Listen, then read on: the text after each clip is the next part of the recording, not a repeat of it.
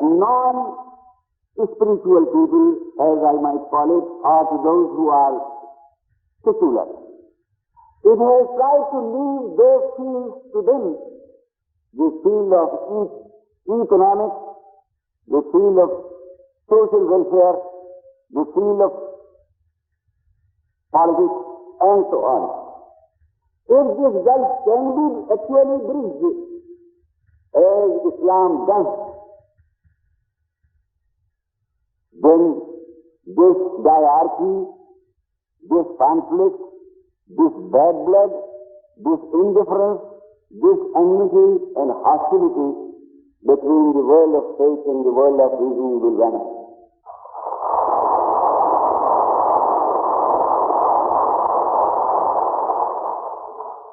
And finally, I would like to emphasize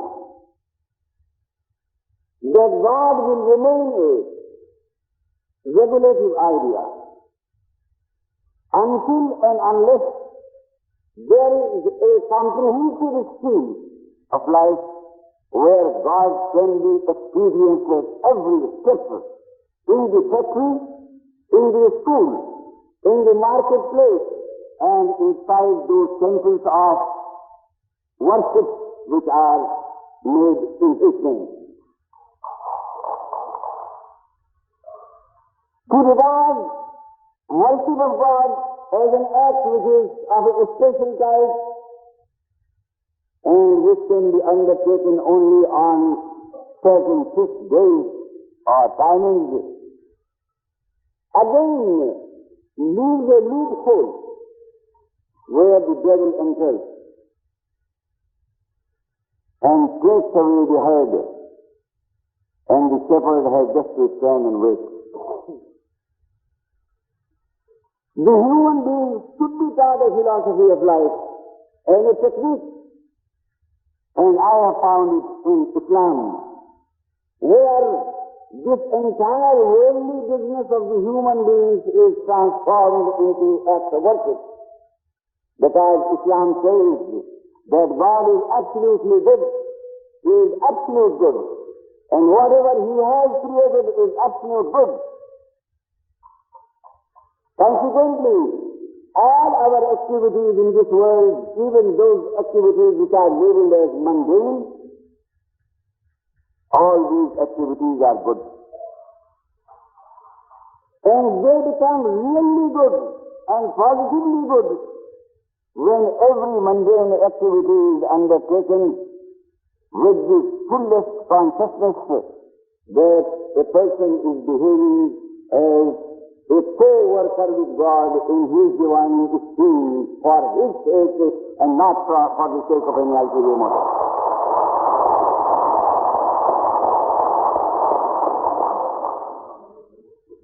My dear friends, the time is over.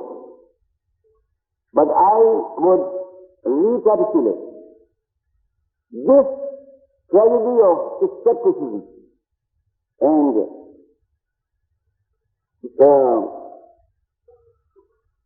atheism and so on emerged as a reaction against an ideational culture which is there. And because action and reaction are equal and opposite, it had to go to the other extreme. So, as a reaction against the ideational culture, sensate culture was born, and it is now ruling the roost. Let both of them be married and form a kingdom, and the world will get rid of all those dangers which are looming large on the horizon, and humanity will again be God's family living under God's protection and loving God as it should love God. God bless you.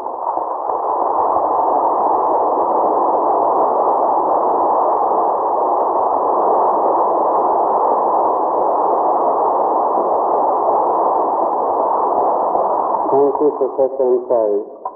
For the next 30 minutes to 3/4 of an hour, questions will be allowed. related specifically to the topic. They can be directed to the chair and then transmitted to the speakers.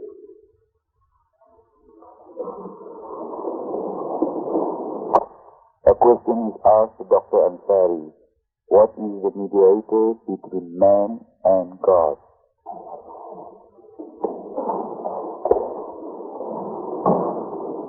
The principle of virtue is the mediator between man and God.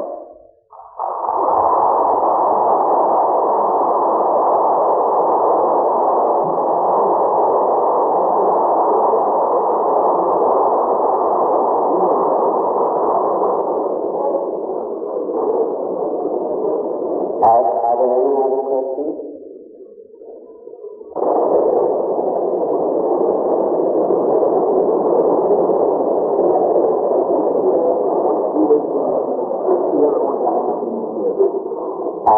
Mawlana says, if you really answer that same question, gentleman did not hear the answer. My friend, that was he? It's written now.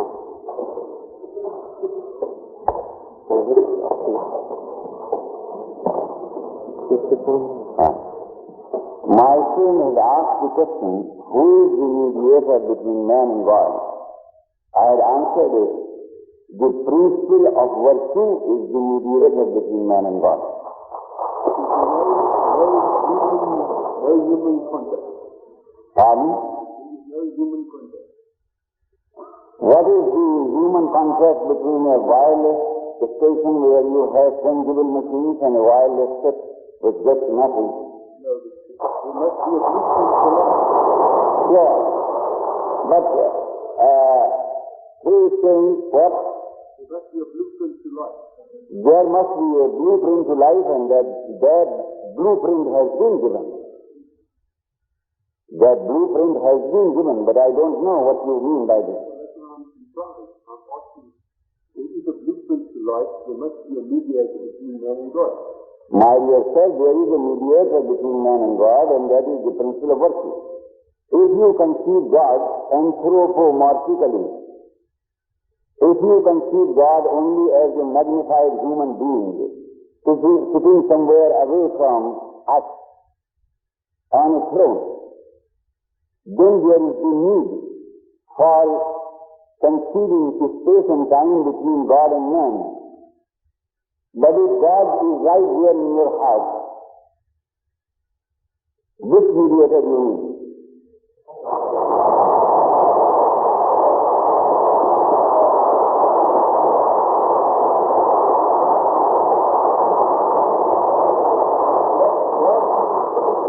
What is spirit?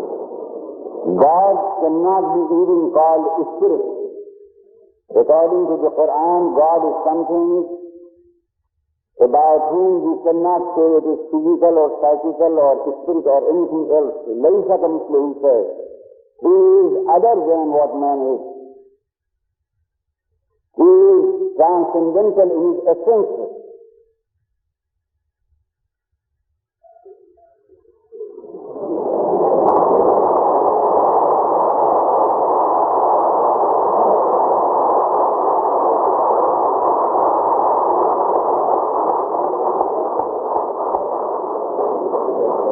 Thank you, Professor Ansari. Mr. Chairman, the respected rabbi has said that the Torah is based on practically one verse, and that is that you should love your fellow brother as you love yourself, or that you should want for yourself what you want for your fellow brother. Now, what I would like to know is that applies to A, the entire humanity, or only to the fellow Jews.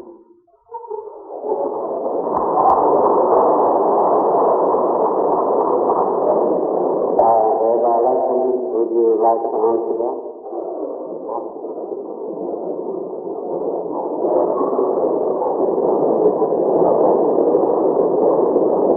The rabbi would like to know the if there's any more questions, then we'll answer them all together.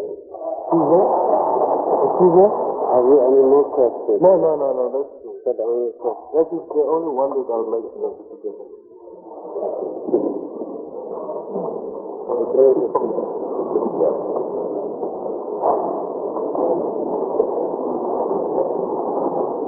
The question that was asked was that the law of thou shalt love thy neighbor as thyself, does it apply to only to Jews or does it apply to all humanity? You will remember that I quoted a passage from the Talmud. It was the heathen who came to Hillel, and the question was, teach me the whole Torah. Hillel answered the heathen, not the Jew. Do not do unto others what you will not have them do unto you.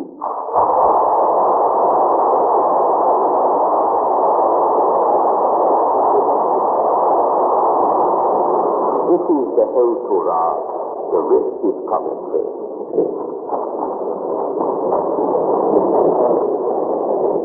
Thank you very much, Mawlana. To return to the question, could you use the other microphone, please?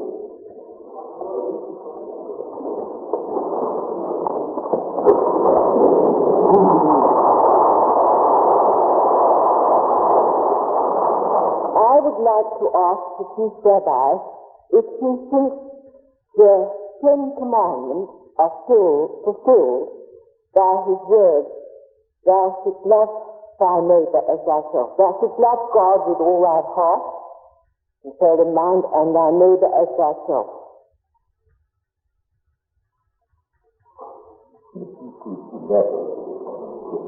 Does he think that the Ten Commandments, in which there are laws which we have to obey, does he think the Ten Commandments are fulfilled by the one commandment, thou shalt love God with all thy heart and thy neighbor as thyself?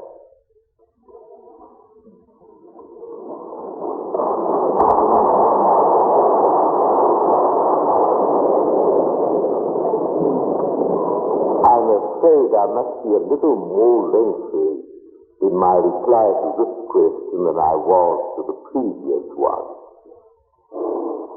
I would just like very briefly to explain what is meant by thou shalt love thy neighbor as thyself being the basis to the law, and the rest is all commentary. If you will allow me to give you an example, the very basis of a house is its foundation. Yet I would hate to live in a house that has only a foundation and has no walls and has no roof. On the other hand, a house that has a roof and has walls and no foundation cannot possibly exist.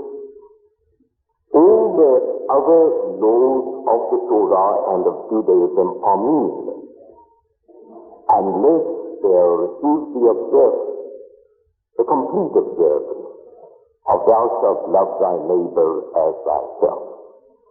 Not only the Ten Commandments, but all the commandments of the Torah are, we believe, necessary for the fulfillment of religion. The Ten Commandments govern the relationship between man and God, and also the relationship between man and man from the religious point of view, from the godly point of view. And they are only a part of thou shalt love thy neighbor as thyself, and the law of thou shalt love thy Lord thy God with all thy soul, with all thy heart, and with all thy might. Have I explained it? I was just trying to get at the fact that I wanted to say that I think the Rabbi is a Christian. Because he's answering all the Ten Commandments in the fact that you should love God with all your heart and all your soul and all your mind, and your neighbor as yourself. And our Lord told us this was the fulfilling of the law. question.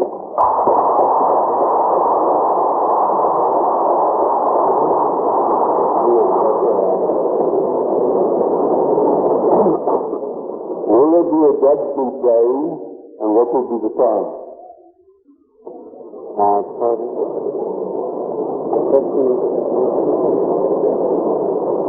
Will there be a judgment day, and what will be the time?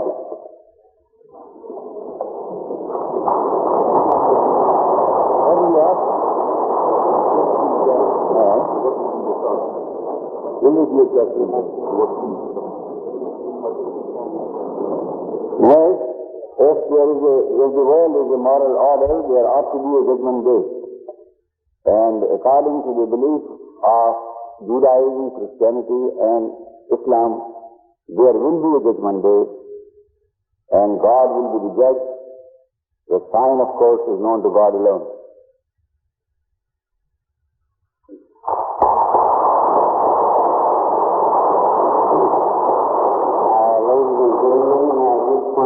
That I stated earlier on, questions to be asked relevant to the topic.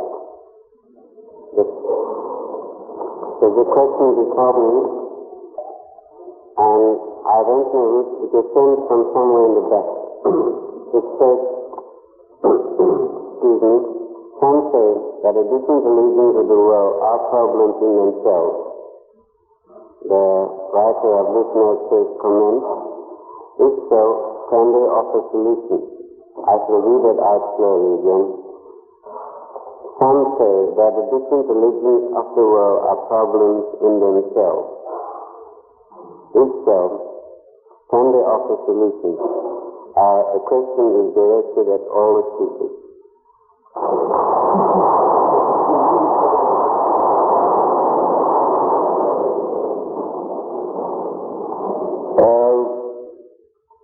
I think the question should have been worded in a better manner. It has been said that the different religions of the world are problems in themselves. Is that the wording? I don't think they are.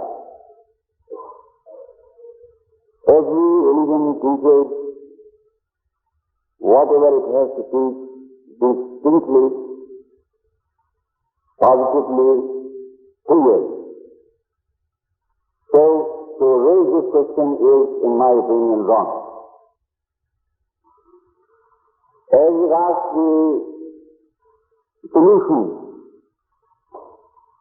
we three have spoken here this evening, and I don't think that this question should have been asked from their point of view after hearing these speeches. I feel the question is irrelevant.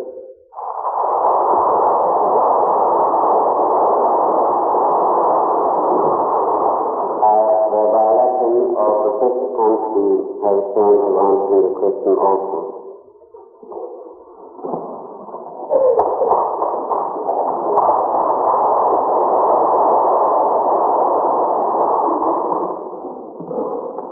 When Professor Ansari was speaking, he spoke of us all as teachers, professors. And I think there is no doubt about it that the religions of the world do face us all with a serious problem. If I was content to live in a little area which was called not just Christianity, but the church I'd been brought up in, and even the little party within that church of like-thinking people, it would be very easy, but I can't. And yet somehow I believe that what I've been given in my religion is truth. And somehow I have to stand for this truth whilst at the same time looking around me at other people who say, I have truth. And their truth looks different. And if it looks very, very different to mine, well, I can write it off very easily. Some religions are so different to mine that I just think of them as not religions at all, and they're not problems. But you see, the religion of the rabbi and the religion of his eminence are so like mine, and yet different, that they are a problem. The period in which the Jewish people lived side by side with the Samaritans, the stories are told of the antipathy between the Jews and the Samaritans. And the antipathy existed because they were the only people who were dangerous to one another religiously, because on that scene they were the only people with a religion that was something alike. And this is one of our real problems, that those of us who have a religion which is very alike to start with are the ones who in some sense are a threat to one another. And one or two speakers who have come to the microphone and have spoken as Christians, obviously as Christians, and I felt sitting here as a Christian and I ought to make a response to them, but in some ways I was unable to, because we are even more alike than you and I, and yet there is a difference between us which makes it difficult for me to respond. Yet it seems that what all three speakers have said tonight is important. They have said that this is God's world, and that God is active in it. And therefore we all come to it, the three of us, with different traditions. I look to the whole of what I call the Bible, and I suppose particularly to the New Testament. The rabbi looks particularly to the Torah, and Arius looks particularly to the Quran. These are our traditions, these are our roots, this is how we believe God has spoken to us. But we've also said that this is His world, that He's active in it. And therefore it seems to me that we don't only have to look to our traditions, to our faith, in the way Professor Ansari expressed it, for our truth. We also have to look to His world, to His history, His activity in this world, and this is something that we are all looking at, all experiencing. And we have to allow this to correct our understanding of those traditions in which we stand. If we stand fixed by the traditions, believing that they are final revelation in the sense that nothing else can ever be understood about God, then we shall always be at loggerheads one with another. But if we allow Him to, as it were, speak to us through what He is doing in the world, in history, then I think He will refine our religions and He will bring us closer and closer together. Let me try to give you an example. At one extreme, there are those people who, as I said earlier, regard this world as a veil of suffering or faith to be got rid of, that we are only really happy if we get rid of our desires within this physical world. Now it seems to me that technology and science are beginning to prove that the world could be a good state. And it seems to me that that very possibility proves the wrongness of the basic thing on which those religions are based. There are some people within our traditions who have been very, what is called, deterministic. They have believed that because God is omnipotent, man has no freedom. You pass a figure line beside the roadside, well, there's nothing you can do. If God thinks he's going to die, he's going to die. If God thinks he's going to live, he's going to live. I can't do anything about it. Well, that sort of religion has been disproved by the invention of all those things which belong to hospitals and doctors, the whole realm of medicine.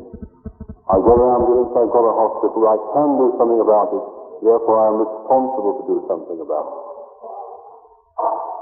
It seems to me that our experience of this world of God, through which He is constantly challenging us to do something, to rethink, to bring reason and faith together, will in fact do something about correcting those traditions in which we stand. And as they are corrected, they will move closer and closer together, or so I believe.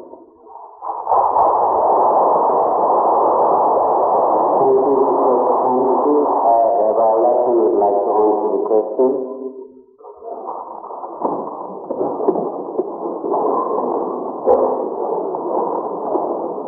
I believe that Professor Corey and Professor Cumsted have dealt adequately with the problem, and I agree with what they have said. I just want to make one distinction. The question is, some say that the different religions of the world are problems in themselves. Now, there are two kinds of problems. There is the one problem which the professor has spoken about, and that is that each religion is different. I don't think any one of us wishes to pretend that we all share exactly the same religious beliefs. Now, as I said, that has been adequately dealt with. But there are other problems which religion brings in its wake. And those are the problems that exist in any interpersonal relationship. I am sure that there are problems within Judaism itself. There are problems within Christianity itself. There are problems within Islam itself. But that is exactly what religion is there for. It is not only to correct the fault in someone else, but it is to correct the fault in oneself too.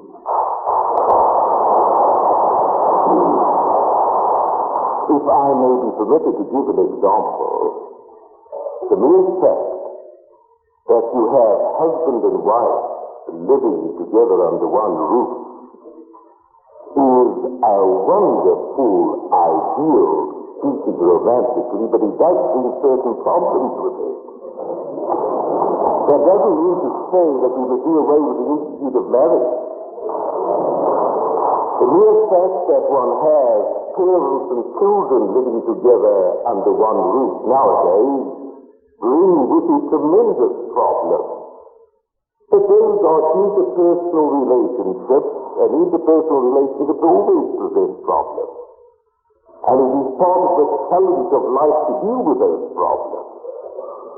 And so it is part of the challenge to religion to deal with the problems that present itself within its own group.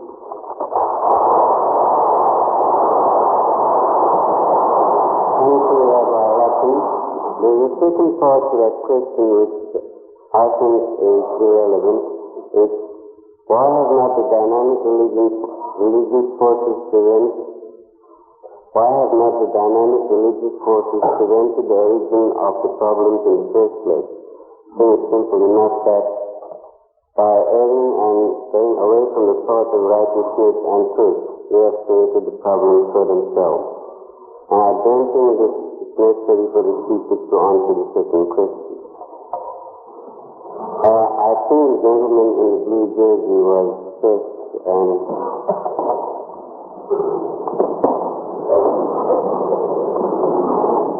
could I ask three speakers why they believe in a God? I'd like to, I think it's necessary the subject of the attention. Would you like to, the first comment you would like to have first to first country?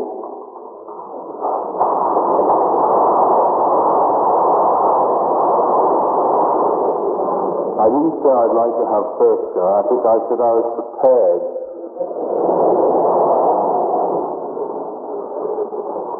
I think this is a serious question. We live in a time when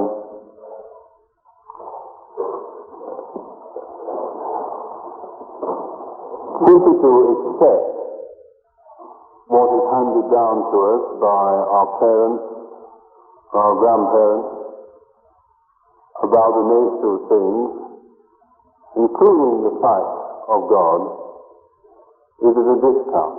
We have all got inquiring minds, we all want to be critical, we want to take things to pieces and ask for ourselves about it.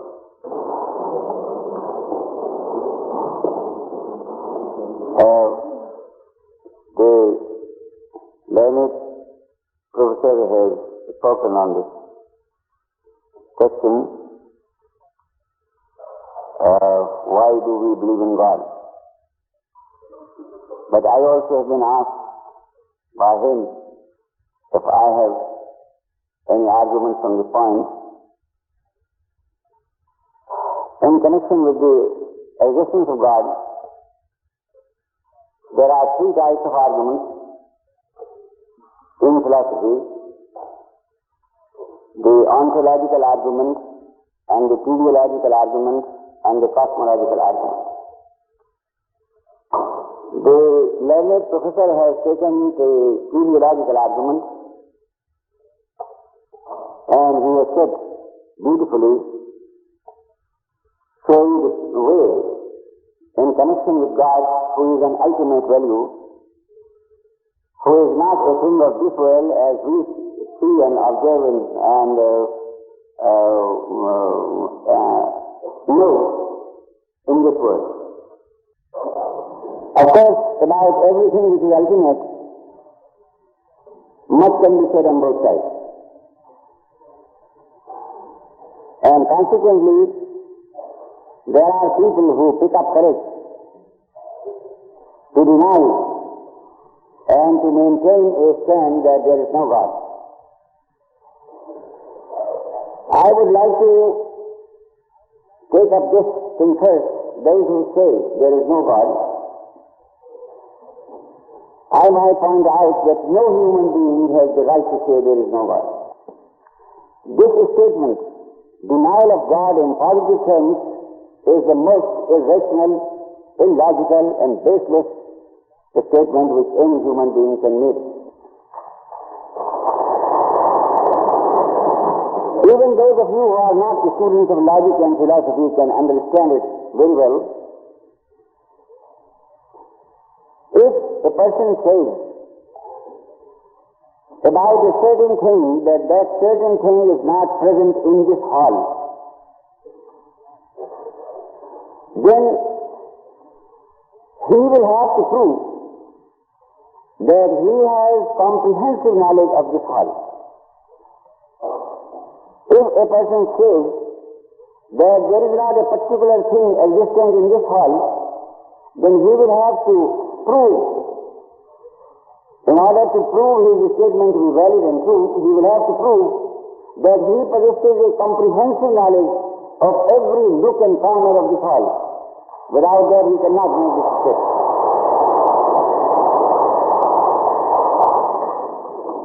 If a person says about a certain thing that that thing is found in this hall, the contrary statement, that a certain thing is found in this hall, it is not necessary for that person to know every nook and corner of this hall. It is quite possible that that thing might be lying at the door, and that person just passes by the door and he sees that thing, and his statement will be accepted as valid. Therefore, anybody who makes a statement there is no God, he will have to prove that he possesses a comprehensive knowledge of all that exists. If he can prove it, then alone he can have the possibility of making this statement, even when his statement may be wrong, because there are illusions from which human beings suffer.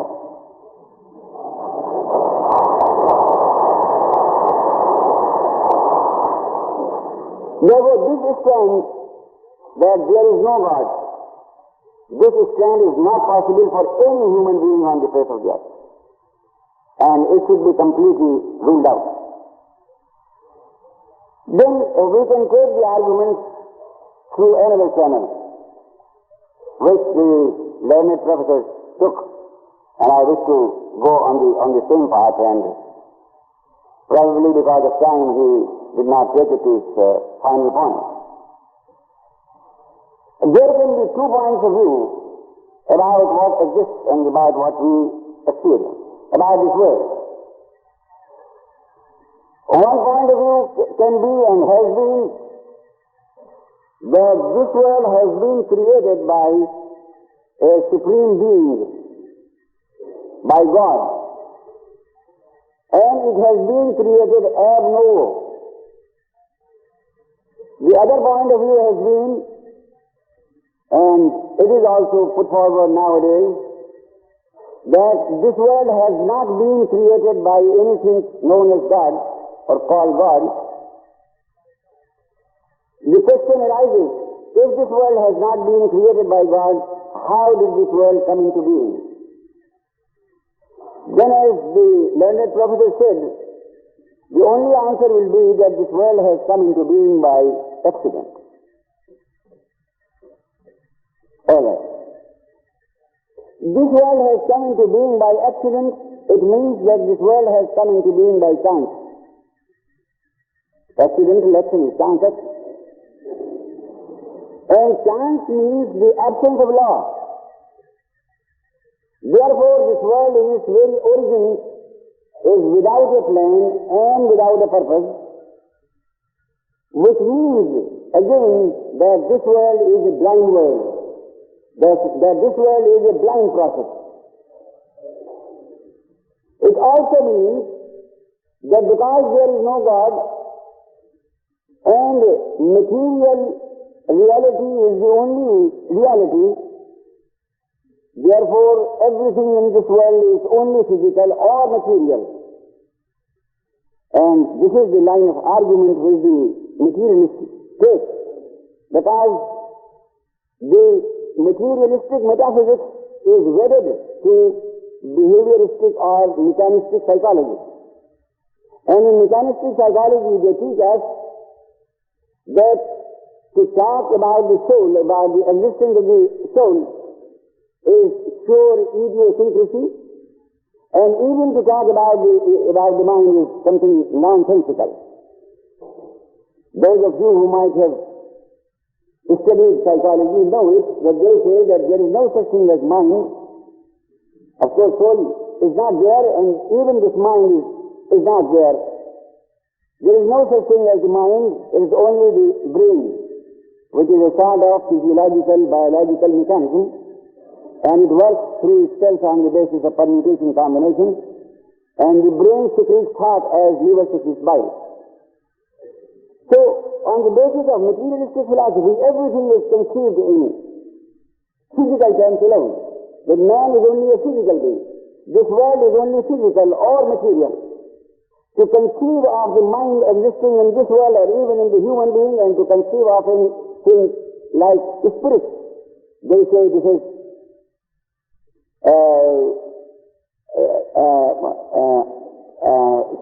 this ought to be ruled out. All right. Now, if this world is a chance order, because it came into being by chance, then this world is a chance order. What does it mean? It means that everything in this world comes into being by chance, stays here by chance, the human beings enjoy here by chance, suffer here by chance, die out by chance. And because this world is only physical, there can be no moral bond of unity between different human beings. The moral bond of unity comes only when we postulate a creator and a God who created this world according to a plan and for a particular purpose, and created all human beings who are here. It is through God that this moral bond of unity comes in.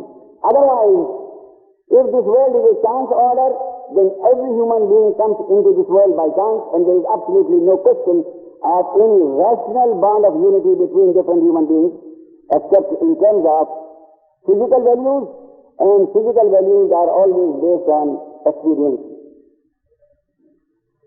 Again, if the human being is purely physical, then what should be the ideal of every human being? We know that it is human nature that every human being wants to acquire pleasure, it wants to avoid pain. All right. Then if the human being is only a physical being, then the ideal for the human being should be to acquire the maximum amount of physical pleasure, because he is only a physical being. To acquire the maximum amount of physical pleasure would mean to acquire the maximum amount of sensuous pleasure. All right. Now, the principle of fellow feeling or sympathy, about this our learned Rabbi was speaking so many times and questions were asked, love thy neighbor as thyself. This principle, which is the highest principle of morals, this principle will fall to the ground. How? Suppose I am a millionaire, and there is a fellow being who is a pauper, he is starving, and if I can pay to this person just one rand in order that he may buy food and save his life, then according to this philosophy, it will be an immoral action on my part, because I will deprive myself to the extent of one rand the opportunity of buying physical sensuous pleasure for myself.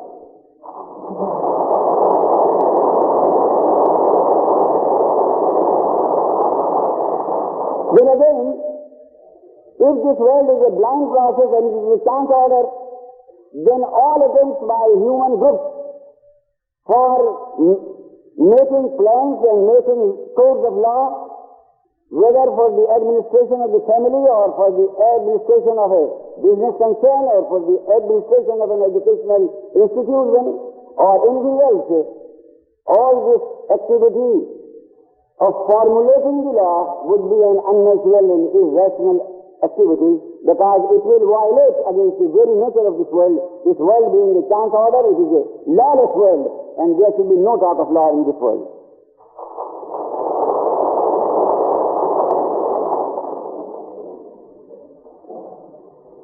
Carry it on.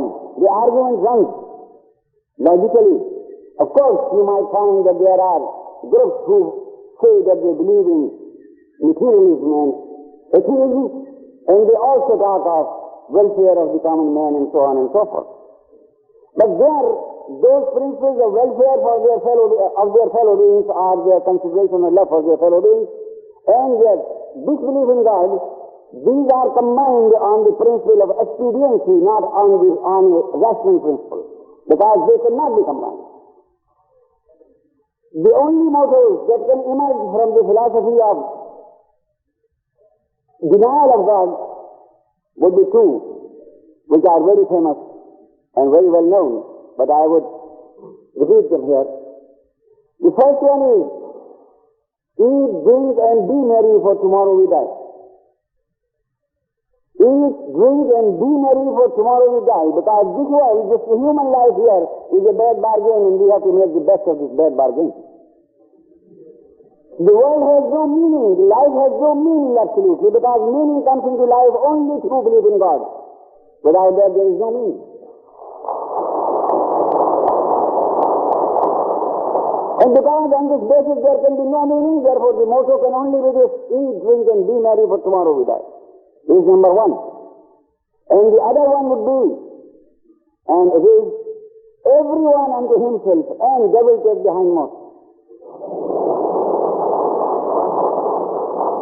What claim can another human being have on me? Cannot have. The claim comes only when we believe in God, and when we believe that He has created everything ab novo, that He has brought into existence all human beings with a definite plan and for a certain purpose. Then only that tension comes in, otherwise not. Otherwise it is sheer expedience. And expediency stands on 15 things. A thing may be expedient for me today, just the opposite will be maybe expedient for me tomorrow. And what is expedient for me at this moment may not be expedient for another person. And unless we know that there can be no human organized societies unless there are laws which are universally binding and applicable. Otherwise, there would be actually no basis for having a sort of a social order. Finally, this theory of denial of God, this stand which a person might take that there is no God, the logical consequence would be finally that only the principle of might is right will be the rational principle for the human being to follow. And the principle of might is right, which in the field of biology, the great founder of this materialistic philosophy, namely Charles Darwin, he has used the word survival of the fittest, of course in the context of biology. But these same words are to be used in every context on the basis of this materialistic philosophy which says there is no God. Might is right. And might is right, believe in it. And every one of us will be living under the law of the jungle and would like to commit suicide earlier than we might want to die.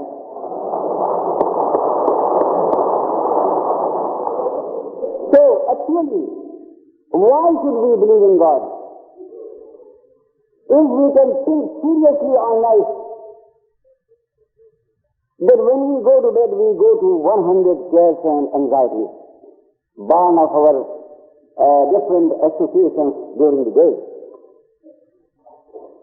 Or we go with certain griefs, and when we wake up in the morning, when we wake up with numerous anxieties, we have to accomplish this job today and this job today, and we have got to do this and we have got to meet so and so. Is this life worth all this? Is this life, if this world is just a chance order and I have come into this world just by chance, and I am standing here and I am staying here just by chance and the life is absolutely a blind process, it has no meaning, is all this worthwhile? It cannot be.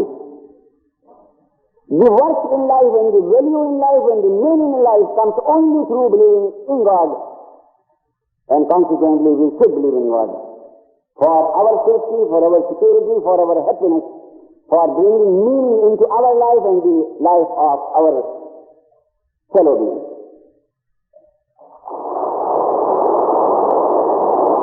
Thank you, Professor Ansari. Rabbi Lappin would like to answer the same question.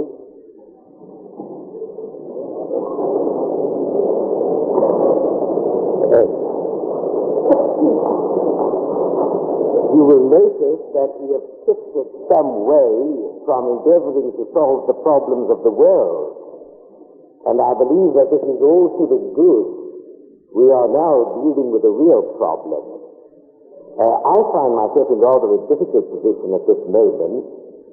Two speakers have dealt at length with a question that has been asked, and I am expected to find something new and have something new to say. If I may be permitted to do so, I would like to make a further statement with regard to the question. I believe that there is a motivation to that question. And that is, if there is a God, then why hasn't he revealed himself to us in such a way that we have no doubts about believing in him, that he is really there? And to answer that, I come back to my original theme. And I'm just giving you another view of the picture. And that is, we have free determination of will. And if there is no free determination of will, then man is no human being. He is again timeless and boundless. And so the opportunity is given to us to believe and not to believe. And if man achieves the height that he is able to believe, then it is his own achievement. So it is the free determination of will which is given him, and then once again he is given the opportunity of discovering God for himself. Now, with regard to the question of how do I know there is God or why do I believe there is God, in addition to what has been said, I just want to point out one thing. Professor Scary spoke about faith and reason. Reason is most important, but there is also such a thing as faith. Now, I want to say from the very outset that when man has to make up his mind whether he believes in God or not, whether he accepts the existence of God or not, it pays him not to believe in God.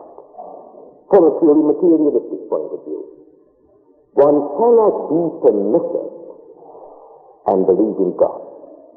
If one wishes to be permissive, then one can only be permissive if one does not believe in God. So that is one of the reasons for not believing in God. It boils down to the old question. It is really a matter of character. It is a law in the Bible. It is a law in the Bible, and you shall purify yourselves before the Lord your God. And purification is a mental state and a spiritual state, not a physical state. It says in the Bible, you shall be holy. And holy is a stage even beyond purification. But those are laws which apply to the individual. And for a belief in God, it is necessary to have purity, and it is necessary to have holiness. And those states can be achieved by the human being himself. But, my friends, there is the question of faith. And please don't misunderstand me. There must be a reason too. But that has been emphasized, and I just wish to mention faith. Once I am fully convinced, logically and philosophically, that there is a God, then it's no longer faith. That's not religion. If once again I may be permitted to give you an example. Music. I don't know how one can explain music philosophically and how one can explain it logically. I cannot do so. But I can certainly enjoy a Beethoven symphony. And I can listen to it being played over and over again. And each time I enjoy it even more. And I cannot explain it logically and philosophically. It is an experience. Religion is an experience too. It is probably the greatest of all experiences. To me, it has been the most exciting experience of all.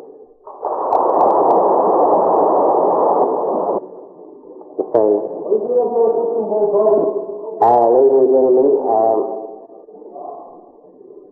I hope you have all enjoyed listening to Professor Ansari, Professor Kansi, and Rabbi Lessons here tonight, as I have enjoyed it, and I hope that you go away having learned something here tonight.